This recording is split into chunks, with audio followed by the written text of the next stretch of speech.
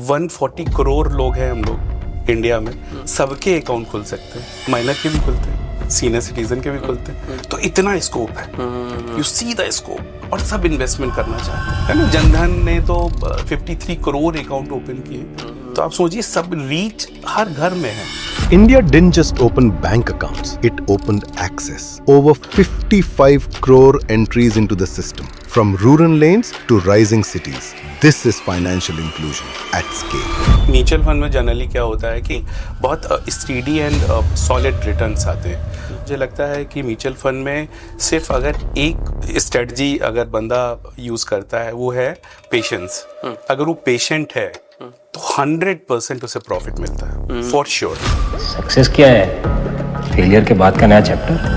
Horizon of investment है वो हर बंदे के हिसाब से अलग होता है। कोई 3 साल का पेपर देखता है, कोई 5 साल का पेपर देखता है, कोई और थोड़ा लॉन्ग टर्म देखता है। आरबीआई का कंप्लायंस ये है कि जो बंदा आपसे बात कर रहा है वो सम सर्टिफिकेशन उसके पास होगा ही होगा। अगर वो सर्टिफाइड है, एमफी सर्टिफाइड है, तभी वो आपको म्यूचुअल फंड सेल कर सकता है। I don't have a pen. Exactly. Supply and demand, my friend. You know what I'm saying? He's creating urgency. आपकी ज़रूरत वो जान रहे हैं। आप जब वो ज़रूरत जान रहे हैं तो अकॉर्डिंगली वो आपसे पूछते हैं ना, 10 क्वेश्चन करते हैं, कितने परिवार में कितने लोग हैं, क्या होराइजन रखोगे आप इन्वेस्टमेंट का, कितना पैसा इन्वेस्ट करना चाहते हो, क्या इंटरवल रहेगा, कब आपकी ज़रूरत है, बहुत सारे क्वेश्चन करता है वो। कुछ लोग झल्ला जाते हैं, अरे यार पैसा देने आए थे यार, क्या बात करते हैं। सवाल मार्केट में सबसे बड़ा जोखिम तो जोखिम ना लेने का। मिडिल क्लास फैमिली में कहा जाता है कि जॉब लग जाएगी तो सब सॉर्ट हो जाएगा, लेकिन ये दुख खत्म काहे नहीं होता भैया। Job. Welcome to dream talks. आज का एपिसोड बहुत स्पेशल है क्योंकि आज हम बात करने वाले हैं पैसे की।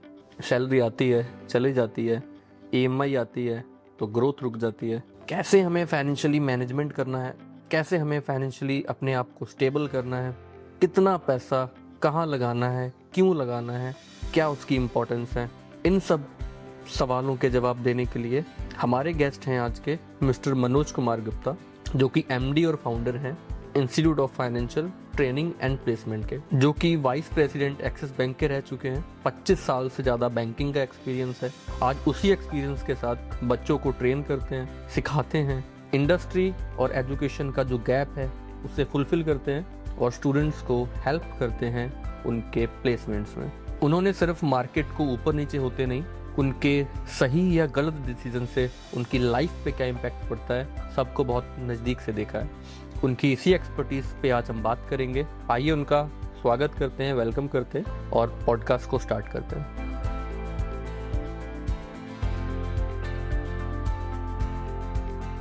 ओके सर, इंडिया में बहुत लोग मेहनत करते हैं लेकिन फिर भी फाइनेंशियली उनको स्ट्रेस रहता है, तो प्रॉब्लम इनकम में है या मनी मैनेजमेंट में? मुझे लगता है कि मनी मैनेजमेंट में प्रॉब्लम है, बिकॉज इनकम तो जो जितना एफर्ट डालता है जिस इंडस्ट्री में होता है उतना कमा ही रहा होता है। Okay. लेकिन मुझे लगता है कि अगर वो स्ट्रेटेजाइज करे, अपनी इनकम स्ट्रेटजी बनाए कि उसे कैसे इनपुट करना है, क्या उसे रिकरिंग मतलब किस इंटरवल में कैसे मैनेज करेगा, तो मुझे लगता है कि वो बहुत अच्छा आरओआई निकाल सकता है उससे। लेकिन इंडिया में मैक्सिमम लोग यहाँ पे फेल हो जाते हैं, क्या लगता है क्या रीजन है? मुझे लगता है कि जो एसेट के जो प्रोडक्ट्स हैं जो इंडिया में जो लोगों को अवेलेबल हैं उस पे लोग ध्यान कम देते हैं। जो उनका जैसे मैं म्यूचुअल फंड की बात करता हूँ, म्यूचुअल फंड में जनरली क्या होता है कि बहुत स्टीडी एंड सॉलिड रिटर्न्स आते हैं। जो मुझे लगता है कि म्यूचुअल फंड में सिर्फ अगर एक स्ट्रेटजी अगर बंदा यूज करता है वो है पेशेंस। अगर वो पेशेंट है अपने इन्वेस्टमेंट को लेके, तो 100% उसे प्रॉफिट मिलता है, फॉर श्योर। म्यूचुअल फंड में बहुत सारी और भी चीजें हैं, जैसे आप अगर बात करें तो जो उसका होराइजन है, होराइजन ऑफ इन्वेस्टमेंट है, वो हर बंदे के हिसाब से अलग होता है। कोई 3 साल का पेपर देखता है, कोई 5 साल का पेपर देखता है, कोई और थोड़ा लॉन्ग टर्म देखता है। तो मुझे लगता है कि वो अपनी स्ट्रेटजी बनाए और जो उसका ऑब्जेक्टिव है इन्वेस्टमेंट को लेके वो उसे जरूर अटेन कर लेता है अगर वो प्रॉपर उसको इन्वेस्ट करता है। सर मिडिल क्लास फैमिली में कहा जाता है कि जॉब लग जाएगी तो सब सॉर्ट हो जाएगा, लेकिन ये दुख खत्म काहे नहीं होता भैया? जॉब, मुझे लगता है कि जो जॉब की एक अकेली रिक्वायरमेंट जो मुझे लगता है वो है स्किल, सेट ऑफ स्किल्स। अगर वो सेट ऑफ स्किल्स बंदे के पास है उस पर्टिकुलर जॉब के लिए जहां वो एडमायर कर रहा है, वो जो सोच रहा है, तो अगर वहां तक वो जाना चाहता है तो वो स्किल डेवलप करनी ही पड़ेगी। अनफॉर्चुनेटली जो हमारा एजुकेशन सिस्टम है उस सिस्टम में हम लोग स्किल पे बहुत लीस्ट बॉदर हैं, बहुत कम ध्यान देते हैं। इस कारण से ये सारी दिक्कतें हैं। मैं बात करूं, मैंने कभी हाल में एक इंस्टीट्यूट लॉन्च किया है, institute of financial training and placement. BFSI एक सेक्टर है, banking, financial services and insurance sector एक बड़ा सेक्टर है ये, और 27% GDP, इंडिया की GDP 27% इस सेक्टर से आती है। इस सेक्टर के स्कोप में बस ये कहूंगा कि 140 करोड़ लोग हैं हम लोग इंडिया में, सबके अकाउंट खुल सकते हैं, माइनर के भी खुलते हैं, सीनियर सिटीजन के भी खुलते हैं। तो इतना स्कोप है, यू सी द स्कोप इस सेक्टर में, और सब इन्वेस्टमेंट करना चाहते हैं अपने हिसाब से। हाँ बिल्कुल, है ना। जनधन ने तो 53 करोड़ अकाउंट ओपन किए, तो आप सोचिए सब रीच हर घर में है।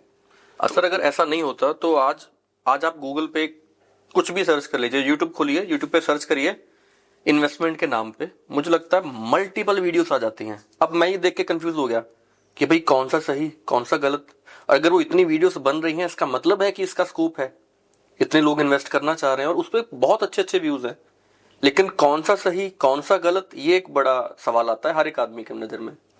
मुझे लगता है कि इसके लिए गवर्नमेंट ऑफ इंडिया ने RBI रेगुलेटरीज जारी करता रहता है, जनरली आपको बात करता रहता है, बताता रहता है पेपर्स के माध्यम से, इलेक्ट्रॉनिक मीडिया के माध्यम से, कि आप ऑथराइज बंदों के पास जाइए। आप बैंक्स ऑथराइज्ड होते हैं, फाइनेंशियल कंपनीज ऑथराइज होती हैं जो RBI से लाइसेंस्ड हैं। आप उनके जब ऑथराइज बंदों से आप कोई भी इंस्ट्रूमेंट लेते हैं, कैसे पता चलेगा कौन ऑथराइज है? बैंक, अगर बैंक के प्रेमाइसेस में आप कुछ खरीद रहे हैं तो ऑथराइज्ड है। तो बैंक, अच्छा उसमें भी उनका कंप्लायंस है। RBI का कंप्लायंस ये है कि जो बंदा आपसे बात कर रहा है वो सम सर्टिफिकेशन उसके पास होगा ही होगा। अगर वो सर्टिफाइड है, MFI सर्टिफाइड है, तभी वो आपको म्यूचुअल फंड सेल कर सकता है। तो ये ऑथराइज पर्सन है, दे नो योर नीड, आपकी जरूरत वो जान रहे हैं। आप जब वो जरूरत जान रहे हैं तो अकॉर्डिंगली वो आपसे पूछते हैं ना, 10 क्वेश्चन करते हैं, कितने परिवार में कितने लोग हैं, क्या होराइजन रखोगे आप इन्वेस्टमेंट का, कितना पैसा इन्वेस्ट करना चाहते हो, क्या इंटरवल रहेगा, कब आपकी जरूरत है, बहुत सारे क्वेश्चन करता है वो। कुछ लोग झल्ला जाते हैं, अरे यार पैसा देने आए थे यार, क्या बात कर रहे हो। सवाल बिल्कुल, लेकिन वो सवाल आपके बेनिफिट के लिए। अगर आप देखेंगे इन सब चीजों को तो जब कंक्लूड करेंगे तो आपको लगेगा यार बेनिफिट तो मेरा ही था। सही बंदा, वो जो बंदा है वो सर्टिफाइड है, वो जो भी सवाल पूछ रहा है, कोई मौसम डिस्कस नहीं कर रहा ऑब्वियसली तो आपसे वो ये पूछ रहा है कि आपकी क्या जरूरत है, वो निकालना चाहता है। जैसे होम्योपैथी डॉक्टर बहुत सारे क्वेश्चन करता है, आपको लगता है कि यार क्या पूछ रहा है, लेकिन वो कहीं ना कहीं आपके बेनिफिट के लिए होता है। तो मुझे लगता है कि वही ऑथराइज पर्सन होते हैं और उन्हीं से आपको इंस्ट्रूमेंट लेने चाहिए, फाइनेंशियल इंस्ट्रूमेंट, और कभी भी लालच में नहीं पड़ना चाहिए। मुझे जो लगता है कि ये मैसेज देना बहुत जरूरी है कि जहां लालच किस तरीके का? लालच जहां पे आपको लगे कि अनरियलिस्टिक रिटर्न है, अनरियलिस्टिक बहुत ज्यादा किसी ने प्रॉमिस कर दिया तो वो रेड फ्लैग है। आप ये पूछो उनसे कैसे लाओगे आप।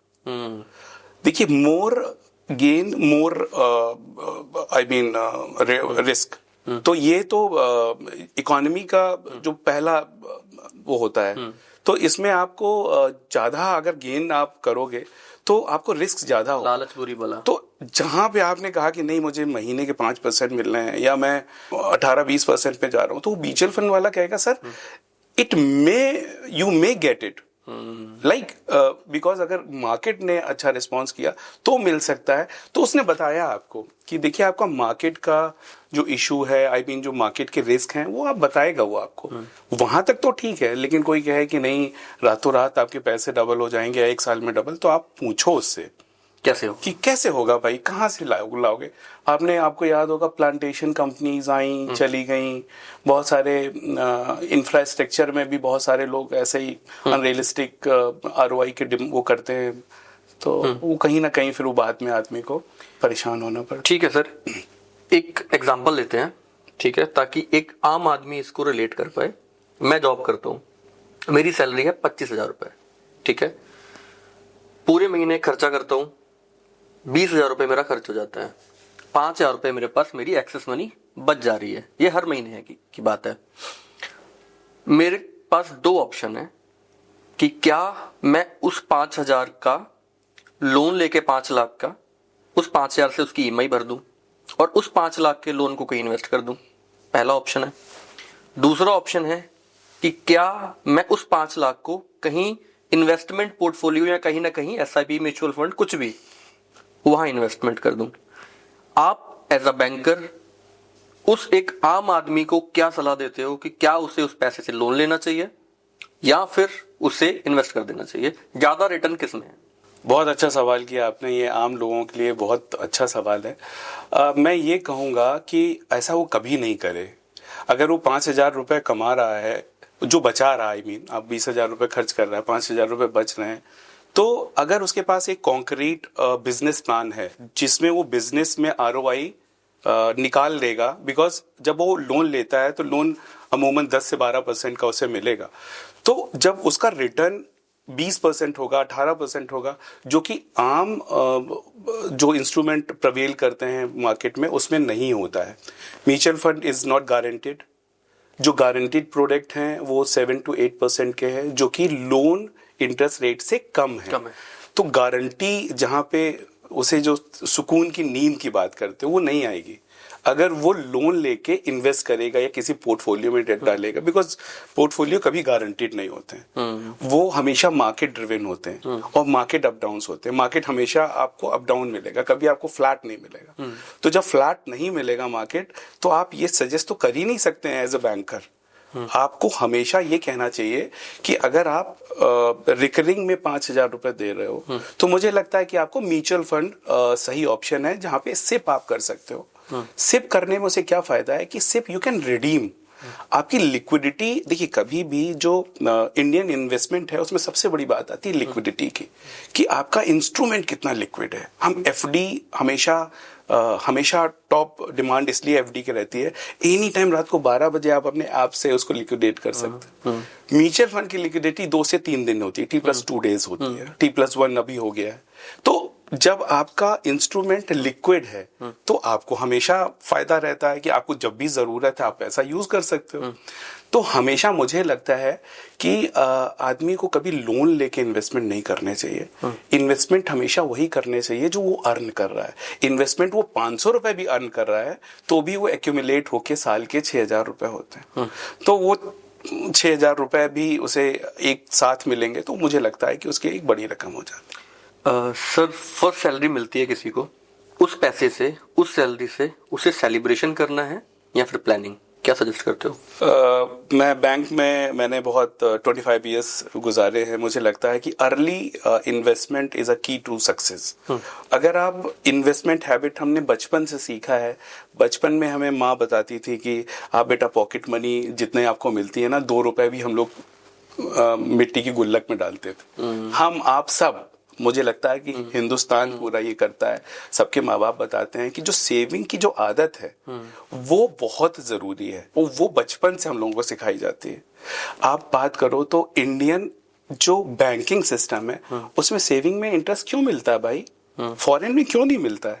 अच्छा, बिल्कुल नहीं मिलता। फॉरेन में तो 1% इंटरेस्ट, कहीं कहीं 0 है, कहीं कहीं बिल्कुल नहीं है। तो फॉरेन में इंटरेस्ट नहीं मिलता आपको सेविंग में, इंडिया में मिलता है। तो ये इसलिए मिलता है कि आपके जो हैबिट को इनकलकेट करने के लिए ये बोला जाता है कि आप सेविंग करो।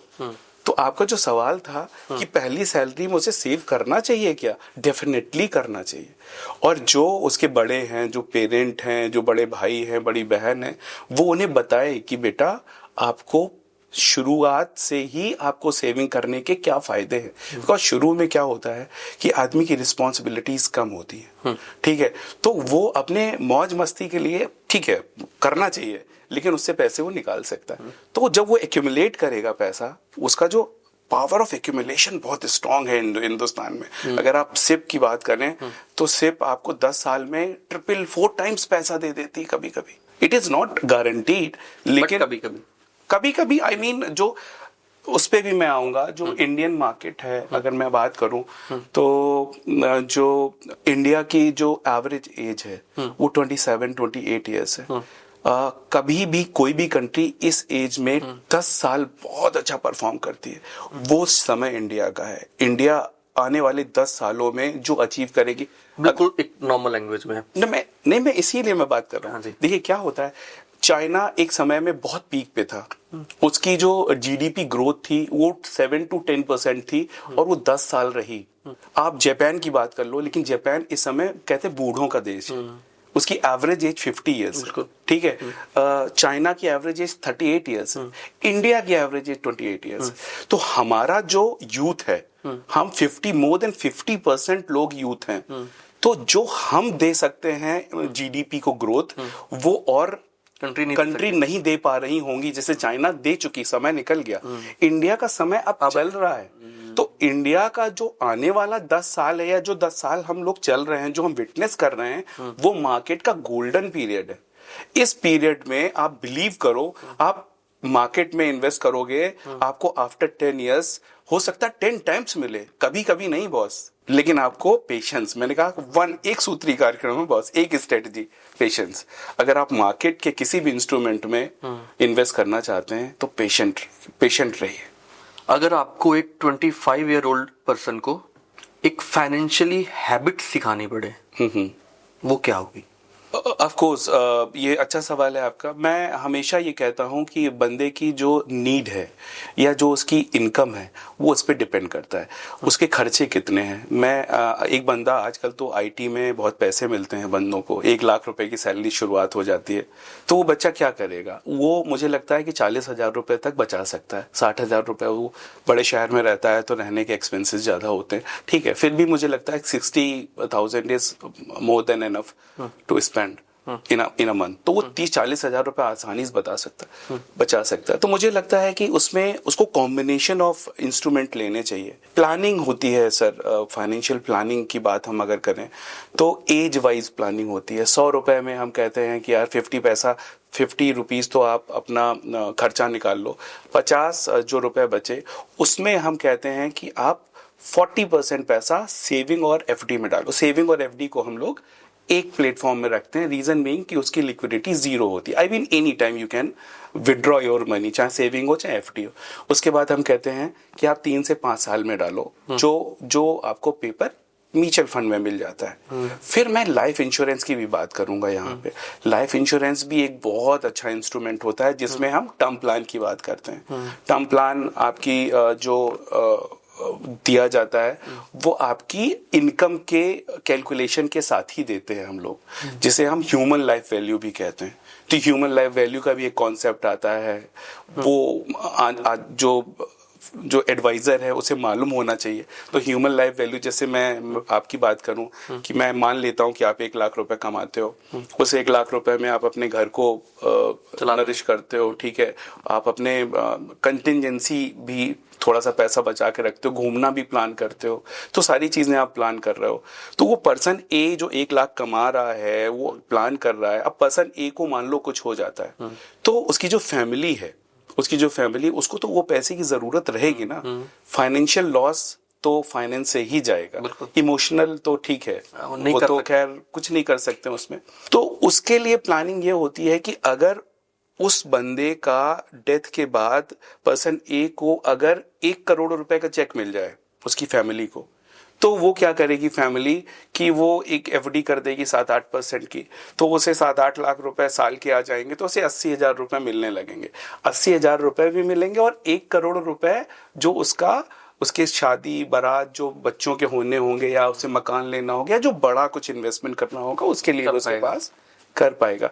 तो ये कॉन्सेप्ट के साथ हम इंश्योरेंस प्रपोज करते हैं, जहाँ पे टर्म इंश्योरेंस हर बंदे को लेना चाहिए उसके ह्यूमन लाइफ वैल्यू के हिसाब से। तो ये कॉम्बिनेशन ऑफ इन्वेस्टमेंट है जिसमें म्यूचुअल फंड, एफडी और लाइफ इंश्योरेंस जो बड़े हॉराइजन के साथ आता है। तो इस तरह का हम एक बुके देते हैं जब हम बच्चे को जब इनिशियल लेवल पे कोई इन्वेस्टमेंट की बात करते हैं। सर, आपके पास मोर देन 25 इयर्स का एक्सपीरियंस है बैंकिंग का। सर, आपने एक बहुत अच्छी जो है जर्नी बैंक को दी है, एक अच्छे पोस्ट पे भी आप रहे हो। आउटसाइड बैंक का, बैंकर्स का बहुत स्टेबल लगता है, बढ़िया है, बट प्रेशर बहुत ज़्यादा होता है। आपके टाइम का आपका सबसे टफेस्ट टाइम कौन सा था जो आपको याद आता है? मुझे लगता है कि जब आप जॉब एंजॉय करते हो, जब आप जॉब को एंजॉय करते हो तो प्रेशर ऐसा कुछ नहीं होता दोस्त। जब आप जॉब एंजॉय नहीं कर रहे होते तो कोई भी छोटी सी जॉब भी आपको प्रेशर देगी। तो मैंने तो बैंकिंग ना बहुत एंजॉयमेंट मेरे लाइफ में रहा, और वो थ्रिल था। डेली मॉर्निंग में मुझे जाना होता था, तो मैं कभी भी अपने बैंक में लेट नहीं हुआ। अच्छा। और मैं हमेशा 7 बजे बैंक छोड़ देता था। मतलब बारिंग फ्यू केसेस, जो बॉस आए हैं, कुछ फंस गया, कुछ काम है वो अलग बात है। अदरवाइज मेरा रूटीन था कि मैं बिफोर 9 पहुंचता था और 7 o'clock छोड़ देता था। और मैं उन घंटों में जो बैंक के घंटे होते थे उसमें पूरे मतलब जो कहते हैं ना 100% देना, उसके साथ काम करता था। तो मुझे नहीं लगता कि प्रेशर ऐसा कुछ होता है। प्रेशर तब फील होता है जब आपके पास आपका कोई स्ट्रेटजी नहीं होती है। बैंकिंग में मैं प्राइवेट सेक्टर से हूँ, मैंने 25 इयर्स प्राइवेट सेक्टर को दिए हैं। तो मुझे लगता है कि बहुत सिस्टमैटिक आपका KRA होता है, की रिजल्ट एरिया। आपको मालूम होता है कि पूरे साल आप किन पैरामीटर्स पे रेट होने वाले हो। ठीक है, रेटिंग आपको मालूम है। तो जब आपको मालूम है पेपर आउट है कि 10 पैरामीटर हैं जिसमें आप रेट हो रहे हो, किस बात का प्रेशर हुआ? प्रेशर तब है जब चीजें बिना स्ट्रेटजी के मूव हो रही हैं। तो मुझे लगता है प्रेशर है। मैंने तो पूरे 25 साल एंजॉय किए हैं, मैं तो ये कहूँगा। आप अब स्टूडेंट्स को हेल्प करते हो प्लेसमेंट्स में, है ना? उनको एक कह सकते हो कि बैंकर बनाने में आप उनको हेल्प कर रहे हो। सबको लगता है बड़ा ग्लैमरस है, बढ़िया है बैंकर, है ना, जितना सुना है। बट कोई ऐसा रियलिटी चेक जो आप देना चाहते हो? मुझे लगता है कि बैंकिंग एक ऐसा फील्ड है जहाँ पे ये वाइट कॉलर जॉब है। आज भी सोसाइटी में बैंकर्स की बहुत इज्जत है। बिल्कुल ठीक है। बैंकर एक ऑथराइज पर्सन होता है जो आपको सजेस्ट करता है, उसकी सजेशन आप सुनते हो। ठीक है। तो बैंकर आज के और बैंकर में 2-3 चीजें और भी होती हैं। एक खास बात ये होती है कि कम्युनिकेशन जो बैंकर का होता है वो लोकल लैंग्वेज में होता है। तो उसे कोई टेक्निकल लैंग्वेज नहीं सीखनी है, उसे कोई इंग्लिश, उर्दू, जर्मन, फ्रेंच नहीं सीखना है। उसे क्या करना है? उसे अपनी लोकल लैंग्वेज में कम्युनिकेट करना है। बैंकिंग करियर में अगर मैं बात करूं तो जो इनिशियल लेवल की डिग्री होती है, ग्रेजुएशन जो डिग्री होती है, एक बार आप जब परफॉर्मेंस देने लगते हो बैंकिंग में आने के बाद, फिर आपको कोई एडिशनल डिग्री की जरूरत नहीं। आप ले लो, ठीक है, फिर काम बोलता है। एग्जैक्टली। फिर आपका परफॉर्मेंस आपको ना जो लैडर है वो चढ़ाता है, वो चढ़ते चले जाते हो आप 2 साल, 3 साल, 4 साल में लाख रुपए के आदमी हो जाते हो। उसके बाद ऐसा भी होता है। मैंने एक मेरे मिलने वाले हैं, उनसे मैंने स्टोरी सुनी थी। कोई एक नया लड़का आया सेल्स में, दिल्ली की स्टोरी है। हाँ जी, हाँ जी। तो आई थिंक आदित्य बिरला की है, कुछ तो किसी NBFC का किसी का स्टोरी है। तो बोलते एक नया लड़का आया सेल्स में, कोई एक्सपीरियंस नहीं उसको। वो आया और आते ही 2 महीने में उसने तबाही मचा दी, काम बहुत बढ़िया कर दिया। हाँ जी। अब भी बहुत सीनियर आए ब्रांच में, शायद ऑफिस पार्टी होती है ना जैसे, तो कोई ऐसी ऑफिस पार्टी थी। तो कोई ऐसा सीनियर जो शायद ब्रांच मैनेजर से भी ढंग से बात ना करते हो, तो आके उस लड़के के गले में हाथ डाल लेते हैं, कहते हैं आप भाई आज दोनों जने पियेंगे। तो वो मुझे बड़े मजाक उसमें सुना रहे थे कि उसके बाद फिर जो ब्रांच मैनेजर थे वो भी खौफ खाने लगे। तो कहते हैं कि यहाँ पे उनके पास डिग्री थी, मेरे पास डिग्री नहीं थी, बट मेरा काम बोल रहा था। तो एक मुझे लगता है कि ये सबसे सही उदाहरण है कि अगर आपको काम आता है तो शायद फिर उससे बड़ा कुछ और नहीं है, तो फिर आपके कनेक्शंस बहुत अच्छे हो जाते हैं। तो बिल्कुल सही बात कही आपने, लेकिन मुझे यहाँ पे एक चीज से मैं डिस्कनेक्ट करता हूँ, वो ब्रांच मैनेजर ऑकवर्ड फील नहीं करेगा, बिकॉज अगर उसकी टीम का बंदा परफॉर्म कर रहा है तो he will be the happiest person. तो मेरा कहने का मतलब है कि परफॉर्मेंस बोलता है और एग्जैक्टली हमें यही चाहिए होता है। अगर आदमी परफॉर्म कर रहा है, लेकिन हमें at the same time check भी लगाने होते हैं, बिकॉज आप फाइनेंस फील्ड में आप गलत एडवाइस तो नहीं करके पैसे ले रहे हो। कंप्लायंस क्या है, हमारे बैंक में ये सिखाया जाता था कि हमारा जो सबऑर्डिनेट है, अगर उसके जो पर्सनल जो उसका एक ऑरा है, आई मीन या जो उसका लेवल ऑफ एक्सपेंस है, वो एज इट इज रहना चाहिए, उसमें बहुत स्पाइक नहीं आना चाहिए। पता चला कि वो हरले की गाड़ी लेके आ रहा है, हो पता चला कि वो 40 लाख की कार खरीद के आ रहा है, तो कहाँ से ला रहा है पैसा, अचानक उसे क्या मिल गया, तो वो हमें चेक लगाना पड़ता था, उसकी पर्सनल लाइफ भी देखनी पड़ती थी। अच्छा। एक आई बिल्कुल हमारे ऊपर भी रहती थी और हम अपने सबऑर्डिनेट के ऊपर भी रहते थे। आप कुछ बताना चाहो, ऐसी कोई स्टोरी है? बिना नाम लिए अगर? नहीं, स्टोरी है। सारे बैंकों में हमारे स्टेटमेंट देखे जाते हैं, मंथली स्टेटमेंट चेक किए जाते हैं, सारे एम्प्लॉय के चेक होते हैं अक्रॉस इंडस्ट्री। कौन देखता है वो? उसका सीनियर, मेरा सीनियर मेरे स्टेटमेंट देखता है, मैं उसके बैंक स्टेटमेंट की बात कर रहा हूं। Of course. और आप किसी को चीट नहीं कर सकते। चीट इन द सेंस कि आपने अगर कुछ गलत बोला और आप गलत बोलोगे तो निश्चित रूप से पैसे के लिए बोलोगे, और पैसे अगर आए और वो पकड़ गए तो आपका करियर रियून्ड, अब खत्म, आपका करियर खत्म हो जाएगा। तो ये बहुत सारी चीजें हैं जो कंप्लायंस में आती हैं, जो हम लोग चेक करते हैं, चेक लगाए रहते हैं। तो हम लोग मतलब उस तरह का एक बैंकर एक ऐसा प्रोफेशन है जो आपको एक बहुत इज्जत देता है। और इज्जत कैसे आती? इज्जत कमाई जाती। मुझे लगता है कि रिस्पेक्ट हमेशा आप अपने काम से ही कमाते हो। मुझे लगता है कि मैं हमेशा एग्जांपल देता था कि अपने ऑफिस बॉय का, कि मेरा ऑफिस बॉय जब एक बहुत अच्छा था, बहुत अच्छा काम करता था, साफ सफाई अच्छी करता था, हमेशा प्रॉम्प्ट रहता था, एक आवाज में आ जाता था, एक थोड़ा सा काम को चोरी करता था, वो नहीं आता था, तो जो काम बहुत अच्छा करता था उसे सब भैया बुलाते थे, भैया जी भैया जी भैया जी, उसे इज्जत मिलती थी। क्यों मिलती नाम थी? लेके बुलाते, और दूसरे को नाम लेके गंदे से बुलाते हैं, अरे इसे छोड़ दो, इसे मत कहो, ये पता नहीं करेगा कि नहीं करेगा। तो काम छोटा बड़ा नहीं होता, काम सेम है, काम सेम है, काम छोटा बड़ा भी नहीं है, इज्जत दोनों ने अपने आप कमाई, अपने आप कमाई है। वही हाल बैंकर का भी है कि बैंकर अगर अपना जो उसका क्यारे है उसी क्यारे पे काम करता है तो सीनियर उसकी इज्जत करते हैं, जैसा उसने हाथ गले में डाल दिया, जैसा आपने बताया, ऐसे इसीलिए। अच्छा सर, प्राइवेट बैंक और पब्लिक बैंक दोनों का वर्क कल्चर और करियर ग्रोथ में क्या डिफरेंस है, आपको क्या लगता है?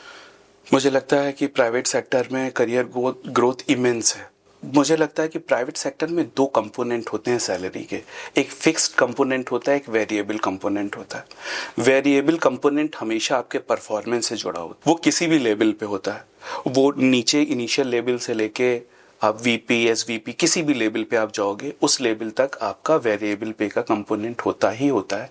और वेरिएबल पे कहाँ से आती है? परफॉर्मेंस से। मुझे लगता है कि ये कंपोनेंट शायद पीएसयू बैंक्स में नहीं होता है। वहाँ पे एक टेन्योर होता है, उस टेन्योर को आपको काम करना होता है अच्छे से, उस टेन्योर के बाद ही आपको प्रमोशन मिलता है। लेकिन प्राइवेट सेक्टर बैंक में आप परफॉर्मेंस बेस्ड जॉब होता है। आप नेक्स्ट लैडर के लिए, अगर नेक्स्ट ग्रेड के लिए आप प्रमोट होना चाहते हो तो वो आपके क्यारे में छुपा होता है। आप 2 साल में ही प्रमोट हो सकते हो, और सेम बंदा अगर वो क्यारे अचीव नहीं कर रहा है तो हो सकता है कि उसे 5 साल लग जाए नेक्स्ट लेवल तक पहुंचने में। वो खुद की कैपेबिलिटी है, वो आपकी कैपेबिलिटी। ओके सर, एक स्टूडेंट है जो बैंकिंग प्लान कर रहा है, डे 1 से एंड तक उसका रोड मैप क्या होना चाहिए, सिंपल लैंग्वेज में प्लीज बताइएगा। मैं थोड़ा एलिबरेट करूंगा इसको। मैंने अभी हाल में ही बैंकिंग छोड़ी है, मैं वीआरएस मैंने लिया। मैंने 25 साल बैंकिंग में काम किया, प्राइवेट सेक्टर स्पेस में मैंने काम किया था। तो मैंने देखा कि प्राइवेट सेक्टर बैंक में जो इनिशियल लेवल की जॉब है, वहाँ पे बच्चा जब एंट्री लेता है तो वो जॉब रेडी नहीं रहता, उसे मालूम ही नहीं रहता है कि प्राइवेट सेक्टर बैंक क्या है। क्यों? क्योंकि उसे एकेडमिक्स में कभी बताया ही नहीं गया, उस तरह की स्किल कभी डेवलप ही नहीं की गई कि आप अपनी फर्स्ट जॉब में जब आप जाओगे तो कैसे फेस करोगे, क्या दिक्कतें आएंगी या क्या अपॉर्चुनिटी होगी। जब हम शॉर्ट एनालिसिस करते हैं तो उसको कभी नहीं, वो कर ही नहीं पाता, बिकॉज उसे फैक्ट्स नहीं मालूम है। कैसे करेगा शॉर्ट एनालिसिस? बैंक में आके सीखता है वो, बैंक में आके सीखता है। अच्छा, अभी क्या है कि बैंक के पास इतना समय नहीं होता है। हालांकि बैंक समय देता है, एक दो महीने देता है, लेकिन कुछ बच्चे ग्रेस्प नहीं कर पाते। एडेप्टेबिलिटी की बात है, उन्हें फिर कि एडेप्टेबिलिटी अगर बच्चे की नहीं है उस लेवल की, तो फिर वो ना स्ट्रगल करने लगता है। डिमांड कुछ होती है, डिलीवरी कुछ होती है, कहीं से डिमांड हो जाता है। हाँ, डिमांड डिलीवरी में जहाँ पे गैप हुआ वहाँ पे बच्चा थोड़ा सा सफोकेटेड फील करने लगता है। अभी हमने अपनी बैंकिंग जो करियर, उसको मैं बहुत पीक पे था, मैं वाइस प्रेसिडेंट था, और मुझे लगता है एक्सिस बैंक में मैं वाइस प्रेसिडेंट था, और 10 साल मेरे को अभी और जॉब करनी थी। तो मैंने अपने पीक पे अपनी जॉब छोड़ी और बहुत हैंडसम पैकेज छोड़ा। जो लोग एडमायर करते हैं वो मैंने छोड़ के मैंने ये काम शुरू किया। मैंने एक इंस्टीट्यूट ओपन किया जिसका नाम है institute of financial training and placement, जिसमें हम BFSI सेक्टर को, मैं यहाँ पे थोड़ा सा एलेबरेट करूंगा। BFSI means banking, financial service और इंश्योरेंस का जो सेक्टर है, इसको BFSI सेक्टर कहते हैं। ये एक ही उसमें देखा जाता है। तो इस सेक्टर में जब एंट्री लेवल जॉब में जो सेट ऑफ स्किल्स बच्चे को चाहिए, जो बच्चा ग्रेजुएट करके अपना करियर बैंकिंग और फाइनेंशियल सर्विसेज इंडस्ट्रीज में देख रहा है, उसको मालूम नहीं है कि वो कैसे एंट्री करे।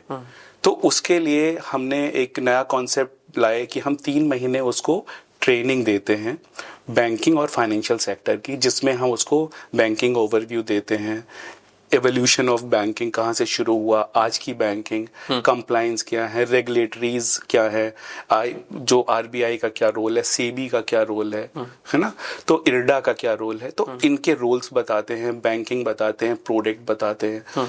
आपकी जॉब जब आप एंट्री करोगे तो आपकी क्या रिस्पॉन्सिबिलिटी होगी, वो बच्चा इक्विप्ड करते हैं। जो सेट ऑफ स्किल्स बच्चे को चाहिए, जो प्रोफेशनल एटिकेट्स चाहिए, जो सॉफ्ट स्किल्स चाहिए, वो स्किल्स हम डेवलप करते हैं। फिर बच्चे को आता है इंटरव्यू वाला। हम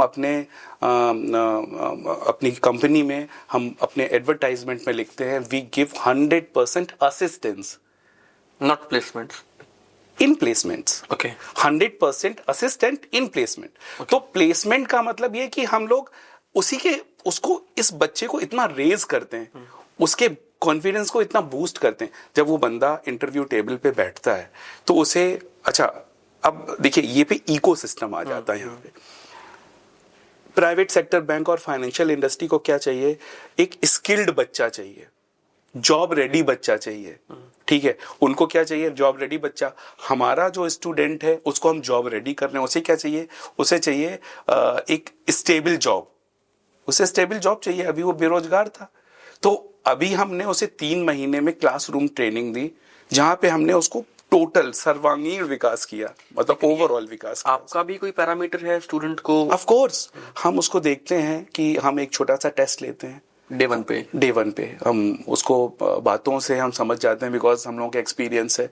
एक छोटा सा कि मतलब यही GS में थोड़ा सा कि वो क्या कितना समझता है, IQ लेवल थोड़ा सा चेक करते हैं, बाकी हम डेवलप कर लेते हैं। ये हमें मालूम है कि वो ग्रेजुएट है बच्चे के पास, अगर उसे ये मालूम है कि बैंकिंग क्या है, उसे ये मालूम है बैंकिंग के प्रोडक्ट्स क्या हैं, उसे बैठना मालूम है, उसे कपड़े पहनना जान गया है, वो उसको रिज्यूम बनाने के हमने टिप्स दे दी हैं, उसे इंटरव्यू फेस करने के एटिकेट्स आ गए हैं, उसे मालूम है कि इंटरव्यू कैसे फेस किया जाता है, पिन पॉइंट्स आपने बता अब उसको फैक्ट्स मालूम है, उसको वो बूस्टेड है, उसका कॉन्फिडेंस लेवल यहाँ पे है।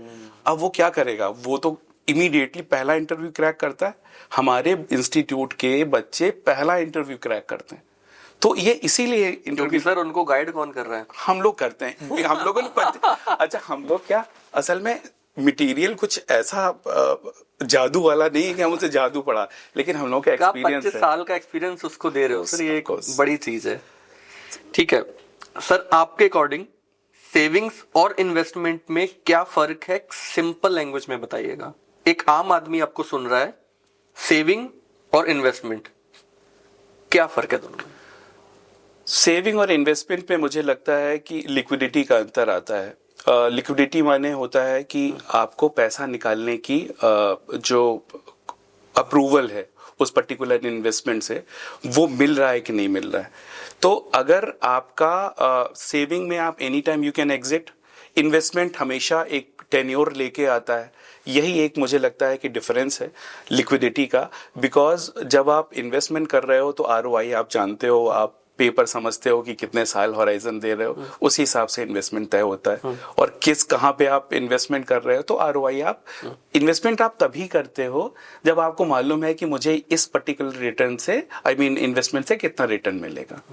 तो दैट इज मोर ऑब्वियस, उसमें कोई ठीक है सर। एक इमरजेंसी फंड होता है, मैंने बहुत सारे लोग देखे कि इवन कोविड में बहुत देखा हमने कि कोई फैमिली में जो मेन है ना पर्सन था, जो पूरी फैमिली को चला रहा था, डेथ हो जाती है या कुछ भी कोई इशू हो जाता है, मेडिकल इशू हो जाता है, और पूरा फैमिली पूरा बिजनेस खत्म हो जाता है या फिर खत्म होने की कगार पे आ जाता है। इमरजेंसी फंड सबको पता जरूरी है, लेकिन बहुत कम लोग करते हैं। आपके अकॉर्डिंग इमरजेंसी फंड की कैलकुलेशन क्या है और कितना होना चाहिए और कितना जरूरी है? इमरजेंसी फंड बहुत ज़रूरी है, लेकिन लोग नहीं करते हैं। आप बिल्कुल सही कह रहे हो। लेकिन मुझे लगता है कि अगर वो किसी अच्छे बैंक में किसी भी बैंकर से मिलता है तो वो हमेशा प्लानिंग करवा देते हैं। मैंने आपको बताया था कि हमारी स्ट्रेटजी जब इन्वेस्टमेंट की होती है तो हम कहते हैं कि 40 to 50% आप सेविंग और एफडी में रखो। वो इमरजेंसी फंड है दोस्त। सेविंग में और एफडी में लिक्विडिटी जीरो है, रात को भी पैसा निकाल सकते हो, वो इमरजेंसी फंड है।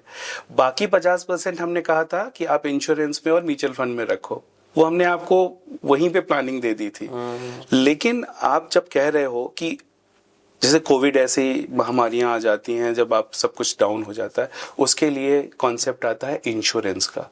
इंश्योरेंस में हेल्थ इंश्योरेंस मस्ट है। आप अपने बेसिक जो खर्चे हैं उनमें कर्टेल कर लीजिए, उसमें आप कटौती कर लीजिए, लेकिन आप हेल्थ इंश्योरेंस जरूर लीजिए। आपको लगता है अभी भी लोग नहीं कराते हैं? ऑफ कोर्स नहीं कराते, नहीं कराते। फनी इंसिडेंट याद आ रहा है। मैं अभी कुछ दिन पहले एक वीडियो देख रहा था, मुझे याद नहीं किसकी थी। कहते हैं कि इंडिया में इंश्योरेंस बेचना इतना मुश्किल है कि गांव में एक जो है मियाँ बीबी होते हैं दो, तो एजेड होते हैं वो, तो जाके कोई उनको समझाता है इंश्योरेंस की पॉलिसी, तो वाइफ मना कर देती है कि सॉरी हस्बैंड मना कर देते हैं कि नहीं मुझे नहीं चाहिए। तो वाइफ को समझाते हैं, तो वाइफ कहती है चलो ठीक है। तो हस्बैंड आके लड़ जाते हैं उनसे कि तू मेरे मरेगा खाएगी क्या। तो मुझे लगता है कि अभी जरूरत है कुछ और इंश्योरेंस में थोड़ा सा लोगों का मिसलीड हो जाते हैं। उन्हें लगता है कि इंश्योरेंस सिर्फ मरने से, देखिए इंश्योरेंस हर तरह का होता है। जनरल इंश्योरेंस की बात करें तो बिजनेस का होता है, आपका नेचुरल क्लैमिटी का होता है, आग का होता है ना, बिजनेस शटडाउन हो रहा है उसका होता है, ट्रेवल इंश्योरेंस होता है। आपने देखा होगा टिकट जब आप रेलवे का खरीदते हैं तो उसमें आता है कि आप 50 पैसे दे दो, एडिशनल दे दो तो आपको 2 लाख रुपए का इंश्योरेंस मिलेगा। तो इंश्योरेंस हमेशा अनफोर्सीन जो रिस्क है उसको कवर करने के लिए होता है। हमारे जो फाइनेंशियल प्लानिंग है, उस जो भी कोई प्लान करता है आपकी फाइनेंस को, वो हमेशा ये हेल्थ प्लान, हेल्थ इंश्योरेंस और life insurance, term insurance, saving related term life insurance, वो बहुत सारे इंश्योरेंस के पेपर्स हैं, उसमें वो बात करता है और आपको प्लान करता है। तो मुझे लगता है कि बहुत इजी है। आपकी कंटेंजेंसी जो आपने अभी जो क्वेश्चन पूछा, उसको प्लान करना बहुत बहुत इजी है, प्रोवाइडेड कि आप प्लानिंग प्रॉपर करिए। आप अपने एज के हिसाब से प्लान करिए। बिकॉज मैं कहूंगा जैसे 50 साल का बंदा है, उसकी जिम्मेदारियां हैं कि उसका बच्चा बड़ी मतलब हायर स्टडीज के लिए विदेश भी जा रहा होगा, उसे पैसे की जरूरत है। तो 50 साल में आपने क्या किया, अब वो 30 साल वाला इन्वेस्टमेंट नहीं चलेगा, पहली सैलरी वाला इन्वेस्टमेंट नहीं चलेगा।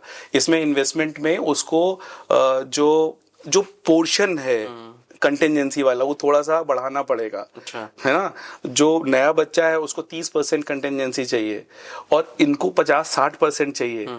इनका जो लॉन्ग टर्म पेपर है वो कम हो जाएंगे, शॉर्ट टर्म पेपर रहेंगे इन्वेस्टमेंट के। तो एज के अकॉर्डिंग हम लोग सजेस्ट करते हैं और उसी के हिसाब से कंटिजेंसी और इन्वेस्टमेंट प्लान होते हैं। क्रेडिट कार्ड को सर लोग विलन समझते हैं। ओहो। एज अ बैंकर आपका क्या मानना है, क्या ये जरूरी टूल है या फिर नहीं? सैलरीड के लिए तो मुझे लगता है कि जितने सैलरीड लोग ये पॉडकास्ट देखेंगे या देख रहे होंगे, तो मुझे लगता है कि लास्ट का जो एक वीक है ना वो क्रेडिट कार्ड में करता 25 के बाद फिर क्रेडिट कार्ड ही काम आता है। क्रेडिट कार्ड में, लेकिन मतलब आपने सही कहा, क्रेडिट कार्ड कर्ज भी है और अपॉर्चुनिटी है। कर्ज इसलिए कि अगर आप इसकी बिलिंग डेट भूल गए बॉस, तो ये दुनिया में फाइनेंस का जो गंदे से गंदा प्रोडक्ट है वो क्रेडिट कार्ड है। अगर आप इसकी बिलिंग डेट भूल गए, मैं एक्सप्लेन करता हूँ। क्रेडिट कार्ड 1 महीने का क्रेडिट लिमिट है जो बैंक डिसाइड करती है आपके पैन और आपके सिबिल के बेसिस पे। आपको एक लिमिट डिसाइड करती है कि इस कार्ड में आपकी 1 लाख रुपए की लिमिट है। मतलब इंस्टांस में एक एग्जाम्पल के लिए बता रहा हूँ कि 1 लाख रुपए की मान लीजिए आपको, आपके सिबिल, आपके प्रीवियस परफॉर्मेंस, आपने बैंक लोन कैसे चुकाए या कोई भी लोन कैसे चुकाए, वो आपका पूरा सिबिल में लेखा जोखा आ जाता है। उसके बेसिस पे हमने आपकी एक लिमिट तय कर दी क्रेडिट कार्ड की। उस क्रेडिट कार्ड की जो बिल डेट है वो 1 तारीख है। ठीक है, वो कोई भी हो सकती है, 1 हो सकती है, 10 हो सकती है, 20 हो सकती है। मैं एक से एग्जाम्पल ले रहा हूँ। 1 तारीख बिल डेट है।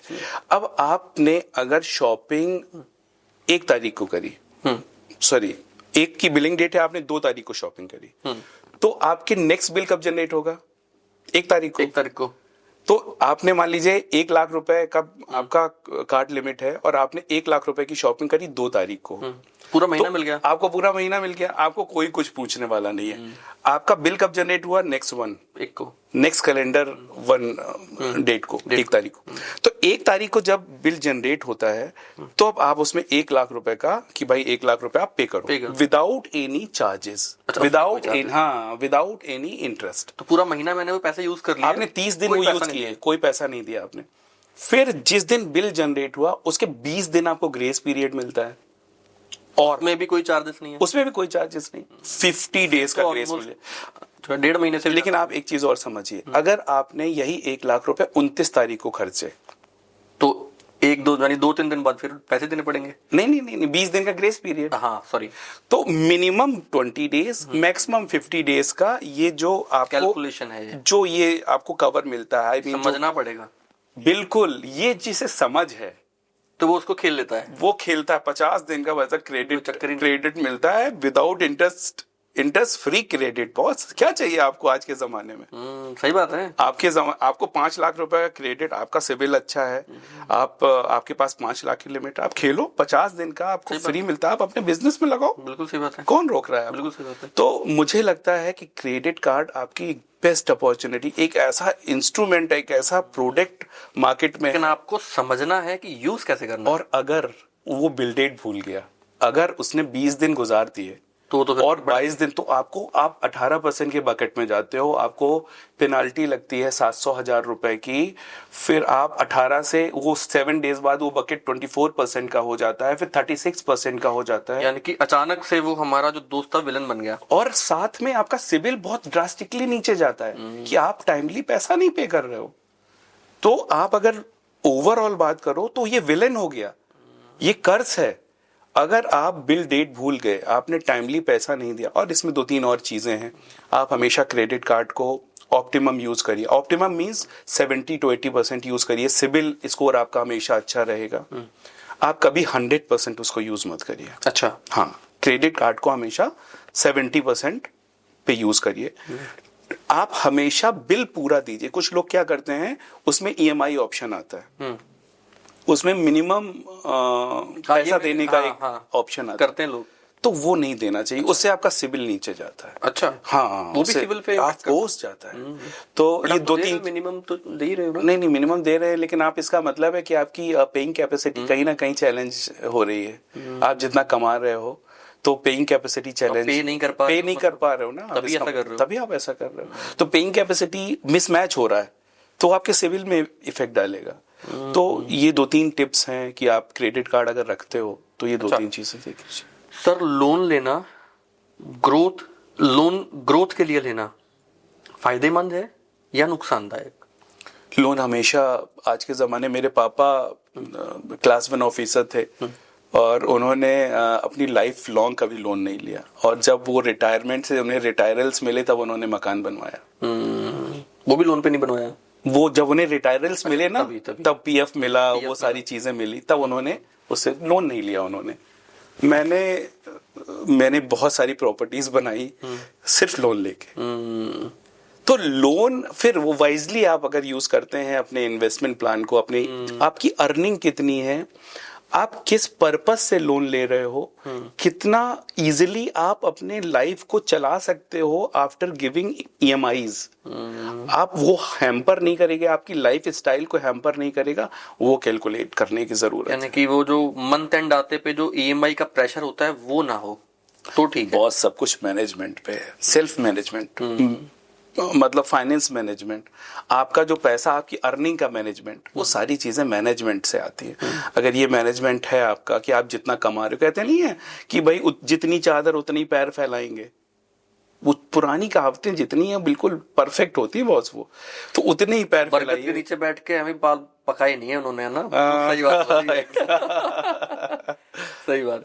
अच्छा सर, ईएमआई पे, लोन पे या ईएमआई पे गाड़ी लेना लंबी बड़ी, फोन लेना, ट्रैवल करना कितने हद तक ठीक है या फिर गलत है? एक यूथ को जो आप सजेशन देना चाहते हो। आजकल मैं देखता हूँ ये ईएमआई ट्रैप में लोग फंसते जा रहे हैं। अरे मेरे पड़ोसी ने ले ली बड़ी गाड़ी, यार मैं भी लेके आता हूँ। आप क्या राय है आपका जो सवाल है उसी में जवाब है। जवाब ये जो आपने दिया कि लोग ट्रैप में फंस रहे हैं। जो ट्रैप में फंस रहा है वो इसीलिए फंस रहा है कि वो अपने इन्वेस्टमेंट को, अपनी अर्निंग को मैनेज नहीं कर रहा है, वो मिसमैच है। अगर वो मिसमैच नहीं है, आज का यूथ अगर अपना 20-30% अपने खर्च में, अपने लेजर में उड़ा रहा है तो ठीक है, अच्छा है। देखिए, सबका सपना होता है कि मैं कमाऊंगा तो मैं ऐसे रहूंगा, मैं कमाऊंगा तो ये गाड़ी से चलूंगा, मैं कमाऊंगा तो वो जो सपने हैं, जो उसने देखे हैं, उसे पूरा करने का उसी इंडिविजुअल को हक है। लेकिन अगेन मिसमैच नहीं होना चाहिए।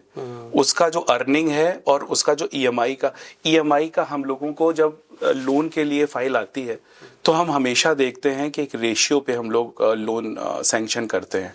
वो रेशियो 50 to 60% होता है। आपकी अर्निंग 1 लाख रुपए है, आपकी टोटल ईएमआईज सारे लोन को मिला के 50% 50,000 होनी चाहिए। बिकॉज 50,000 से आप अपनी लाइफ स्टाइल मैनेज करोगे ना बॉस। आप पेट्रोल भी तो डलाने के पैसे चाहिए, गाड़ी तो खरीद ली, पेट्रोल कहाँ से लाओगे? तो 50,000 हमें छोड़ने पड़ेंगे ना आपको।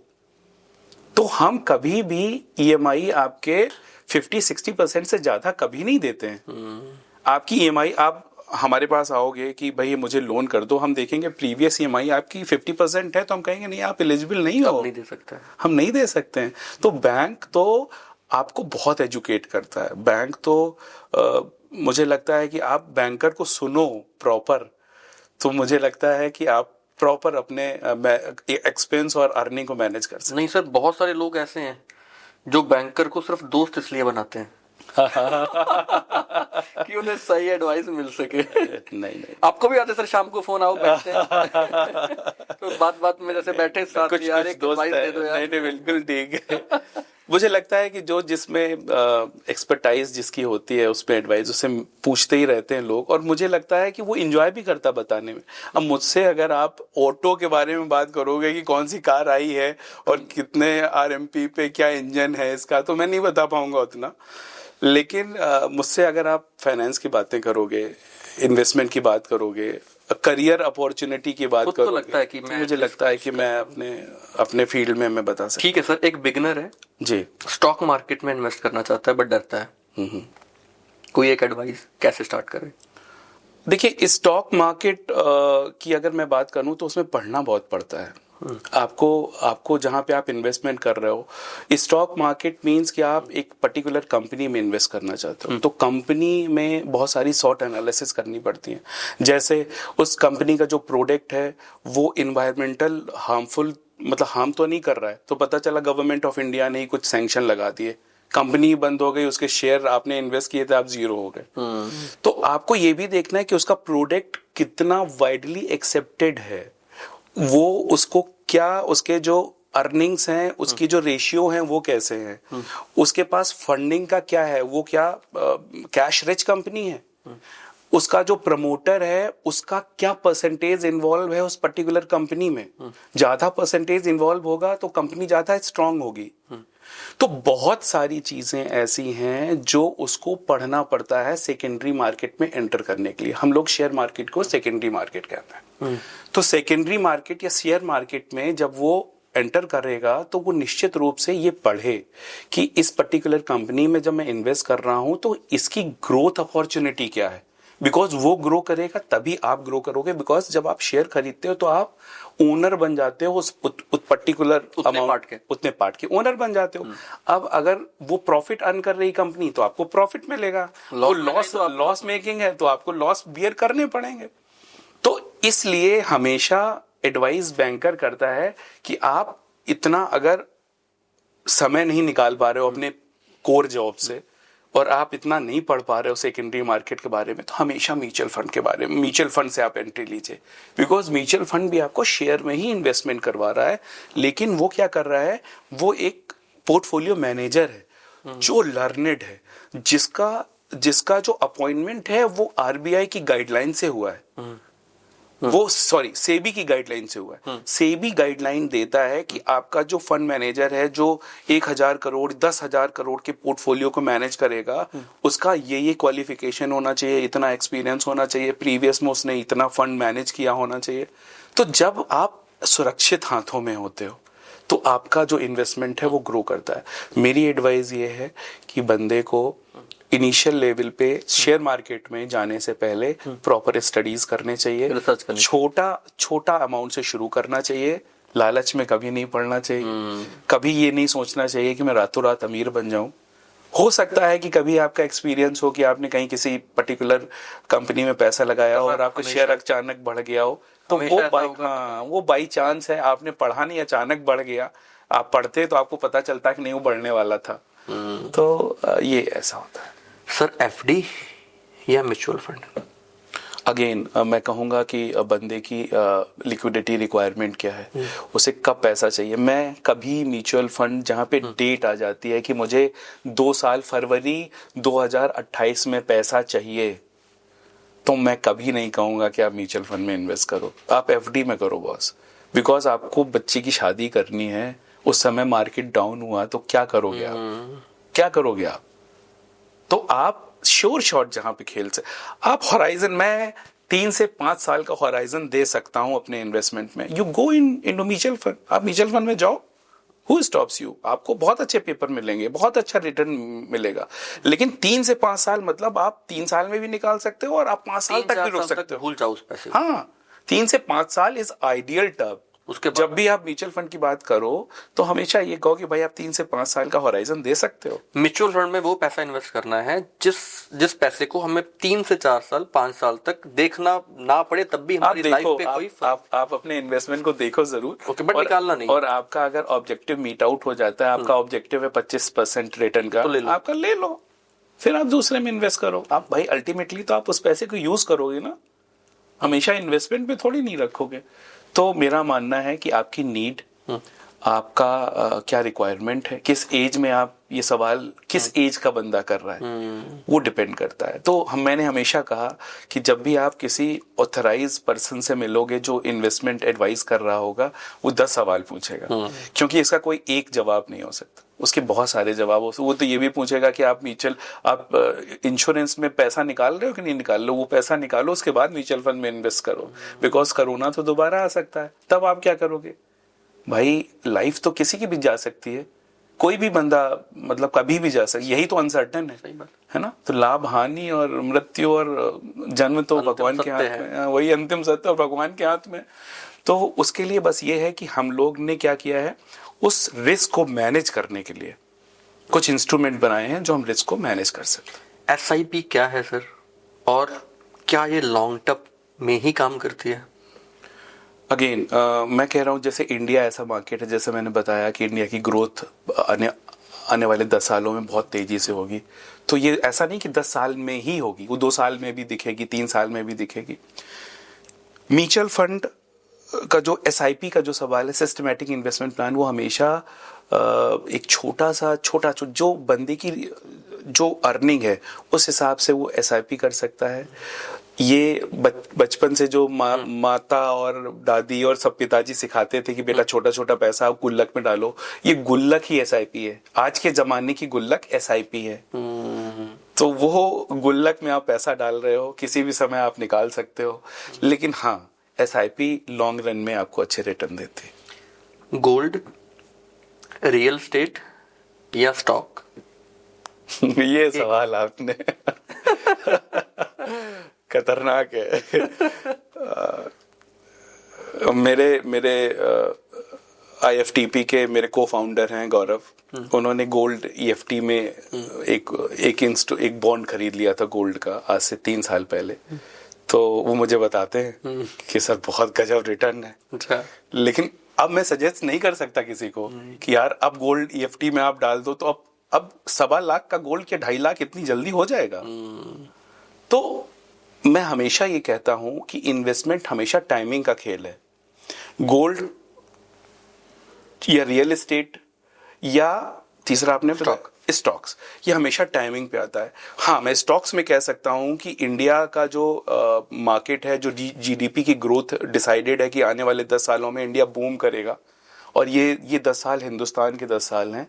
तो इसमें आप मार्केट में लॉन्ग टर्म में पैसे लगाओगे तो निश्चित रूप से आपको फायदा होगा। आपने मालूम है आपको, कई लाख करोड़, करीब 25 लाख करोड़ रुपए की, मैं फिगर बहुत एग्जैक्ट नहीं याद है, लेकिन 25 लाख करोड़ रुपए की सिप हर महीने हो रही है हिंदुस्तान में। 25 लाख करोड़ के आसपास? जी। कहां से हो रही है ये? तो ये सिप इसलिए हो रही है कि लोग जान रहे हैं, इसकी पावर समझ रहे हैं। तो रियल एस्टेट भी बहुत अच्छा ऑप्शन है आदमी को रियल एस्टेट में। लेकिन अगेन वो कितना कमा रहा है, उसकी क्या वो लोन मतलब अफोर्ड कर सकता है, हाउसिंग लोन अफोर्ड कर सकता है। तो जो अफोर्ड करते हैं वो अपना घर लेते हैं, वो इन्वेस्टमेंट करते हैं। जो लोग गोल्ड अफोर्ड करते हैं कि भाई उन्हें दिख रहा है, लेकिन मुझे लगता है कि ये टाइमिंग का खेल है, और इन्वेस्टमेंट कभी गारंटीड नहीं होते, सिर्फ FD गारंटीड 7 to 8%।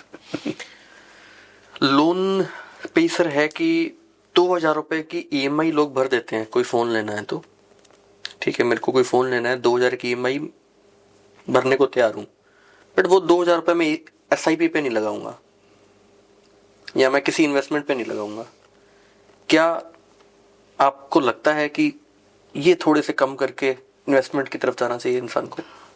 बंदे की नीड और उसके इनकम पे डिपेंड करता है। आज उसकी फोन लेने की नीड है, उसके पास फोन टूट गया, खराब हो गया, फोन तो मतलब आज इसेंशियल है, इसेंशियल कमोडिटी हो गई है।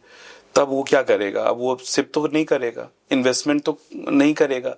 वो इन्वेस्टमेंट बिकॉज उसके पास तो 5 ही रुपए बच रहे थे, जो स्पेयर हो रहा था 5% बच रहा था, उसी से अब वो कंटिजेंसी में क्या करेगा कि वो कहेगा यार 5 रुपए की, यार 2 रुपए की चलो EMI दे देते हैं, एक फोन ले लेते हैं, 3 रुपए इन्वेस्ट करते रहेंगे। तो ये बहुत सब्जेक्टिव है, ये बंदे के इनकम और उसके नीड पे डिपेंड करता है कि उसकी क्या जरूरत है। ये वो सेल्फ डिसीजन लेता है, एक इंडिविजुअल डिसीजन ले सकता है, इसमें कोई स्ट्रेटजी काम नहीं करती। iPhone 16 भी उतना ही काम करता है और 18 भी उतना ही काम करता है। वो फिर मैंने कहा कि मैंने देखा है जो बच्चे मुझे लगता है कि कुछ शौकीन बच्चे मेरे बैंक में ना, जो बहुत नॉर्मल पैकेज में काम करते थे, मैं आईफोन नहीं ले पाता था और वो उनके हाथ में आईफोन होते थे, तो मैं पूछता था उनसे कैसे लिए? सर EMI पे ले लिया। तो शौक तो देखिए शौक है, देखिए शौक नहीं मारने चाहिए, लेकिन वही अगेन फिर आप उसको मैनेज भी करना आना चाहिए। सर IFTP का आइडिया कैसे आया? आपने एजुकेशन और इंडस्ट्री में ऐसा क्या गैप देखा? मैंने आपको बताया कि मैंने 25 साल बैंकिंग प्राइवेट सेक्टर स्पेस में काम किया। मुझे लगता है कि जो नए बच्चे ज्वाइन करते थे उन्हें जो स्किल जो बैंक देखता है, एक इंस्टीट्यूशन जो स्किल देखता है अपने न्यू कमर पे, उसमें बहुत गैप रहता है उनके एकेडमिक्स में और उनके स्किल में, सेट ऑफ स्किल्स में। तो इस कारण से बैंक को अपने स्ट्रेंथ के हिसाब से बच्चे नहीं मिल पाते हैं। वो हमेशा स्ट्राइव करता है, कोशिश करता है कि उसे बच्चे अच्छे मिलें। और ये मैंने फेस किया एज अ बैंकर। जब मैं बैंक में था तो मुझे अच्छे बच्चों के जो सेट ऑफ स्किल्स जिनके अच्छे होते थे उनको हम एडमायर करते थे कि यार मेरी ब्रांच में भी अच्छे बच्चे आ जाएं, ऐसा आ जाए जिससे कि बहुत आसान हो जाता है। बिकॉज जो सैंक्शन स्ट्रेंथ होती है बहुत लिमिटेड होती है किसी भी ब्रांच में। टीम अच्छी होती है तो रिजल्ट भी बहुत अच्छे होते हैं। परफॉर्मेंस, चूंकि परफॉर्मेंस बेस्ड जॉब रहा है प्राइवेट सेक्टर में, तो हम हमेशा एडमायर करते हैं कि जो बच्चा है वो अपने रोल को पहचाने।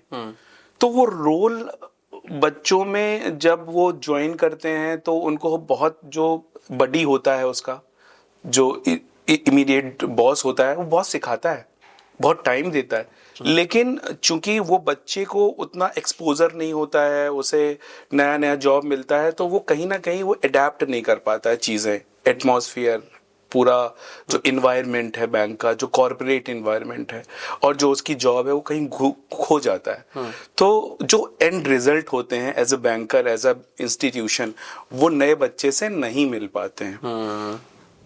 एट द सेम टाइम मैंने देखा कि बाहर जो बच्चे जो पढ़े लिखे हैं, जो ग्रेजुएट हैं, उन्हें जॉब नहीं मिल रही। वो आना चाहते हैं इंडस्ट्री में, दोनों के साथ दिक्कत है। उन्हें जॉब नहीं मिल रही है और इंडस्ट्री को अच्छे बंदे नहीं मिल रहे। वो कह रहे हैं कि भाई हमें बंदे नहीं मिल रहे हैं। और बच्चे जब वो इंटरव्यू फेस कर रहा है तो वो रिजेक्ट हो रहा है। जो रिजेक्शन रेट है वो 90% तक है, 95% तक है। सर बिल्कुल स्ट्रेट फॉरवर्ड आंसर दीजिएगा, क्यों नहीं कर पा रहे बच्चे? बीकॉम करके आया, BBA करके आया, पढ़ के तो आया ना। 3 साल उसने ग्रेजुएशन को दिए, 12-13 साल उसने अपनी, है ना, सीनियर सेकेंडरी और बाकी सबको दिए। क्यों? जो आज का एजुकेशन सिस्टम है वो बुकिश नॉलेज देता है, वो प्रैक्टिकल नॉलेज नहीं देता है। अगर प्रैक्टिकल नॉलेज में उसकी जॉब रोल क्या है उसके बारे में भी अगर 1-2 चैप्टर हो उसके एकेडमिक्स में, तो मुझे लगता है कि ये जो गैप है वो आसानी से फिल किया जा सकता है। अब जो बीकॉम का बच्चा है वो फाइनेंस में ही जाना चाहता है। जो बिजनेस बैकग्राउंड के हैं उनके पेरेंट्स भी चाहते हैं कि मेरा बच्चा 1-2 साल जॉब करे, वो सिस्टम को समझे, मार्केट समझे। वो भी चाहते हैं कि उनका बच्चा 2-3 साल जॉब करके आए फिर मेरे बिजनेस को संभाले। तो पहली रिक्वायरमेंट जो हम अपने फिलॉसफी में लिखते हैं, IFTP की फिलॉसफी में, कि जो एजुकेशन का जो लास्ट माइल है वो एम्प्लॉयबिलिटी ही है। वो डिग्री किस काम की, जो एजुकेशन तो दे रही है लेकिन उसका एंड रिजल्ट एम्प्लॉयबिलिटी में फेल हो रही है। तो उसके लिए वो हम पूरा कर रहे हैं। वो हमने एक कॉन्सेप्ट 3-4 साल से मेरे दिमाग में चल रहा था और मैं बहुत डिलिबरेटली मैं सोच रहा था कि पे बैठे आया था। बिल्कुल, ये आइडिया तो एक्चुअल आइडिया था ना, कि जो हमें बच्चे नहीं मिल रहे, परेशान करा होगा किसी ने। फिर मुझे लगा कि यार मनोज बहुत हो गया, कुछ ऐसा करते हैं जो सोशल हो। मैं अगर 10 बच्चों को या साल में 50 या 100 बच्चों को जॉब दिलाता हूं तो निश्चित रूप से उनकी नेक्स्ट जनरेशन भी सुधरेगी। आपको मालूम है कि एक बच्चा जो बैंकिंग ज्वाइन करता है 5 साल में वो मैनेजर लेवल पे पहुंच जाता है, और मैनेजर लेवल का जो स्केल होता है वो 80,000 90,000 पर मंथ होता है।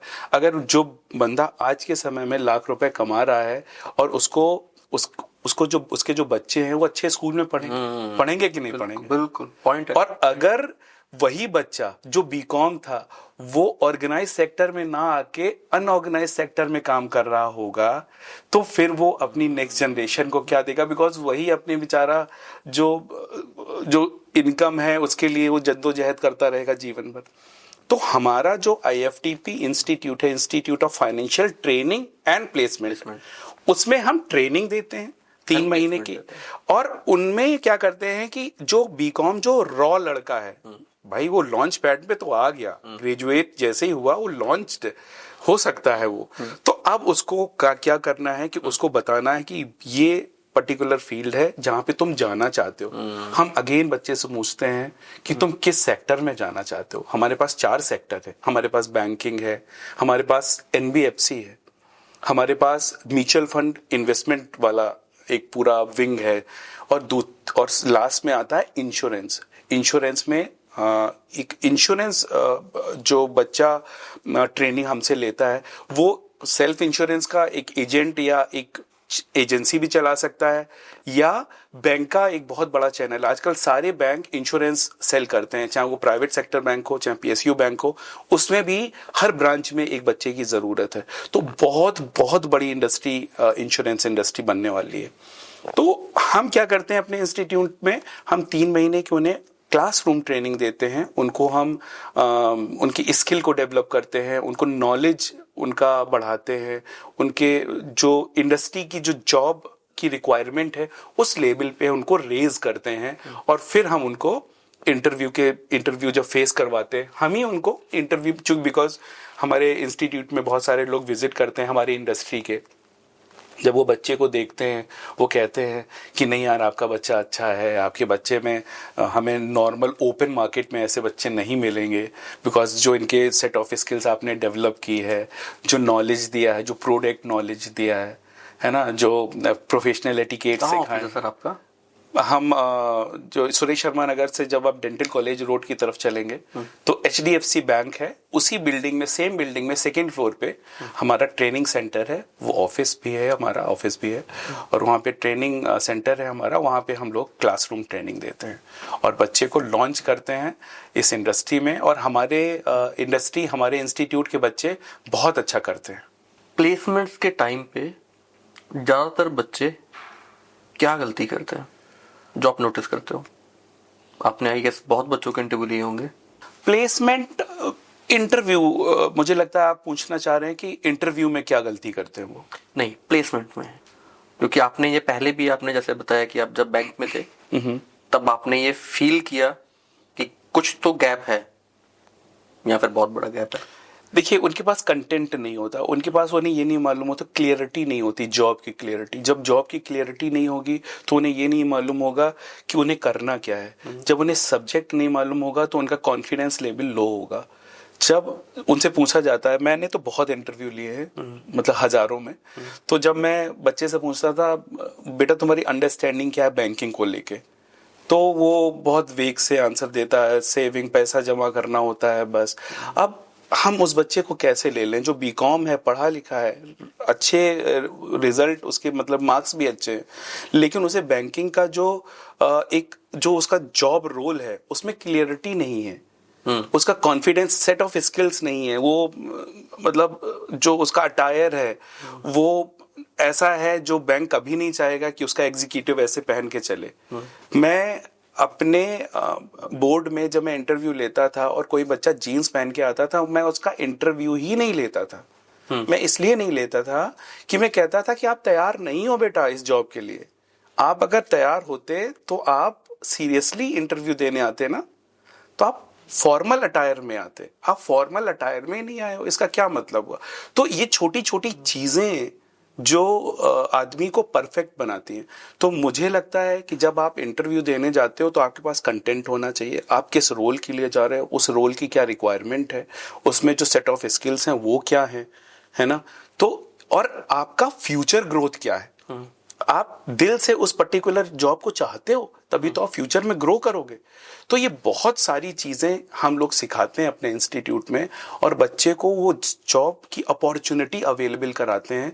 हमारा जो नाम है इंस्टीट्यूट का वो यही है कि financial training and placement, institute of financial training and placement, जो अपने आप में कंप्लीट मैसेज देता है कि पहले हम ट्रेनिंग देते हैं और फिर हम प्लेसमेंट करवाते हैं। सर, IFTP का नेक्स्ट 5 इयर्स का विजन क्या है? अभी हमने लास्ट क्वार्टर ऑफ 25 में शुरू किया है IFTP, और हम चाहते हैं कि हम इसको हर बी ग्रेड सिटीज़ में एक हमारा इंस्टीट्यूट का एक फ्रेंचाइज हो। और चूंकि ये पर्टिकुलर जो BFSI सेक्टर है ये बहुत लोकल लेवल पे हर जगह इसकी ज़रूरत है, और जो रिक्वायरमेंट जो बच्चों की होती है वो लोकल रिक्वायरमेंट ज़्यादा होती है। आजकल तो एक नया कॉन्सेप्ट आया है कि BFSI सेक्टर में हम लोकल लैंग्वेज को प्रेफरेंस दें, तो हम उन्हीं बच्चों को लें जो 50-100 किलोमीटर की पेरिफेरी में हो, ताकि वो कनेक्ट कर पाए, वो चीजों को समझें, वो एनवायरनमेंट समझें, वो अपने शहर की नब्ज को जाने, कहाँ है, कहाँ जाना है। जब बच्चा ज्वाइन करता है ना, तो हम सबसे पहले उसे कहते हैं कि बेटा जो तुम्हारा इनर सर्किल है ना, वो इनर सर्किल क्या होता है सर? मैं कहता हूँ कि इनर सर्किल वो होता है कि आपने, आपका परिवार, आपके चाचा ताऊ मामा, फिर आपके जो दोस्त हैं, कितने दोस्त हैं बेटा? तो कहता है मेरे 20 दोस्त हैं। तो 20 दोस्त के घर वाले तुम्हें नाम से जानते हैं? हाँ, नाम से जानते हैं। वो आपका इनर सर्किल हुआ। मैंने कहा पहले आप उनके पास जाओ और कहो कि मैंने फला ये बैंक ज्वाइन किया है, मुझे आपके विशेष की जरूरत है, मुझे आपसे ये बिकॉज बैंकिंग आपको एक फ्रीडम देता है, कोई इन्वेस्टमेंट नहीं करवा रहे हैं, आपका अकाउंट खुलवा रहे हैं तो साथ में चेकबुक भी दे रहे हैं, आप अपना पैसा निकाल सकते हो भाई। तो हम आपको एक कंप्लीट प्रोफेशनल बनाते हैं। IFTP एक ग्रेजुएट को कंप्लीट प्रोफेशनल बनाता है और उसको प्लेस करवाता है। इस कॉन्सेप्ट के साथ हमने ये IFTP, ये एक्चुअल में मुझे सुन के इतना अच्छा लग रहा है, तो ऑब्वियसली ये कितना यूजफुल होगा लोगों के, बच्चों के लिए कितना काम आएगा, ये मैं फील कर सकता हूँ। ये मेरा खुद का भी मैसेज है। इवन जो भी लिसनर्स हैं या जो भी सुन रहे हैं, जो खासकर जो रोते हैं कि मेरे को एम्प्लॉयमेंट में प्रॉब्लम है, बेरोजगारी है, बहुत सारी चीजें हैं, तो मुझे लगता है कि ये उनके लिए बेस्ट ऑप्शन है। भाई कुछ नहीं करना है, एटलीस्ट 2-3 महीने अपने स्किल्स पे काम कर लो। प्लेसमेंट्स, जॉब दे रहे हैं, 25 इयर्स का एक्सपीरियंस लेके बैठे हैं पर्सन, और रिजाइन भी उन्होंने किस पोस्ट पे किया है? Vice president. तो मायने रखता है। ठीक है सर, आगे बढ़ते हैं। Thank you. रैपिड फायर कुछ क्वेश्चंस हैं मेरी तरफ से। आपको सर 1 लाइन आंसर करना है। ओके ठीक है। मैं आपको 2 ऑप्शन दूंगा, जो आपको बेटर लगे। ओके। क्रेडिट कार्ड, फ्रेंड या एनिमी? फ्रेंड। एक ऐसी हैबिट जो पर्सन की लाइफ चेंज कर सकती है फाइनेंशियली। सेविंग इनकलकेट करनी चाहिए लाइफ में। आई मीन वो हैबिट डालनी चाहिए बच्चे को। डेली लाइफ में लोग मनी मैनेजमेंट में जो सबसे ज्यादा मिस्टेक करते हैं, वो अपने अर्निंग को और अपने एक्सपेंस का जो रेशियो है जो होना चाहिए वो भूल जाते हैं। फर्स्ट सैलरी मिलने पर 1 लाइन एडवाइस। फर्स्ट सैलरी में आप इन्वेस्टमेंट जरूर करें। इन्वेस्टमेंट आपकी फर्स्ट सैलरी में वो पोर्शन जरूर निकालें, वो कोई भी पोर्शन हो सकता है। थोड़ा सा मतलब मैंने कहा कि हम हमेशा इन्वेस्टमेंट एडवाइस जब करते हैं तो बताते हैं, तो मैंने बताया कि 30-40% उसका कंटेंजेंसी के लिए होना चाहिए, 50% पोर्शन उसका इन्वेस्टमेंट होना चाहिए। वो इन्वेस्टमेंट उसको 3 इयर्स में, 5 इयर्स में और लाइफ इंश्योरेंस में। तो वो शुरुआत में जो बच्चा है जिसकी रिस्पॉन्सिबिलिटी बहुत कम है, उसको अपने अगेन उसकी सैलरी कितनी है, अगर उसकी सैलरी ज्यादा है तो ये रेशियो लगेगा, उसकी सैलरी कम है, अगर उसके खर्चे ज्यादा हो रहे हैं, आई मीन अगर वो 30,000 कमा रहा है तो 20,000 खर्च करेगा ना, वो तो 10,000 में इन्वेस्टमेंट करेगा। कोई 1 लाख कमा रहा है तो उसे 50,000 इन्वेस्टमेंट करना चाहिए, 50,000 खर्च करे। तो वो डिपेंड करता है कि वो कितना अर्न कर रहा है। 1 लास्ट क्वेश्चन सर, मैं चाहता हूँ एक एक्चुअल एडवाइस, एक एक्चुअल जो रियलिटी है वो आप बताएं। क्या ग्रोथ पैसे से होती है या माइंडसेट से? ग्रोथ हमेशा माइंडसेट से होती है। ग्रोथ आपकी हैबिट्स से होती है। आप अच्छी हैबिट्स करिए, डालिए अपने ऊपर। इन्वेस्टमेंट इज अ हैबिट, आप इस हैबिट को बनाइए। लाइफ में जो भी रोल भगवान ने आपके लिए दिया है, जो भी जॉब कर रहे हैं, बिजनेस कर रहे हैं, वो रोल आपके लिए भगवान ने डिसाइड किया है, उसमें मन लगा के काम करिए, उसमें रिस्पेक्ट अर्न करिए। जो भी आपके इन्फ्लुएंस पर्सन्स हैं जो आपके काम से, आपके बिजनेस से, आपकी सर्विस से इन्फ्लुएंस हो रहे हैं, उन बंदों को वो रिस्पेक्ट आप अर्न कर सकते हो आप अपने पर्टिकुलर बिजनेस सर्विस को ऑप्टिमम मतलब उसको मतलब ऑप्टिमम अच्छा करके उसको बेस्ट करके दे सकते हो। सर आज आपसे बात करके एक चीज़ तो समझ में आई कि पैसा कमाना इतना मुश्किल नहीं है, लेकिन उसे सही जगह इन्वेस्टमेंट करना ज़्यादा ज़रूरी है। Thank you so much sir, आपने टाइम दिया और फाइनेंस को हमें जो है जितना एक समझ सकते थे, जितना हमारी कैपेसिटी है, जितना हम समझ सकते थे उसकी आपकी बातों से हमने समझा। बड़ा अच्छा लगा आपसे बात करके। Thank you so much sir. Thank you. आपने बहुत अच्छे सवाल किए, आपने वो सवाल किए जो एक आम पब्लिक को, एक जो जिनके जहन में हमेशा रहते हैं, वो सवाल आपने किए और बहुत अच्छे अच्छे एग्जाम्पल से आपने कोशिश की कि आप चीज़ों को लार्जर ऑडियंस तक पहुंचा पाएं। तो thank you so much, thank you so very much, thank you.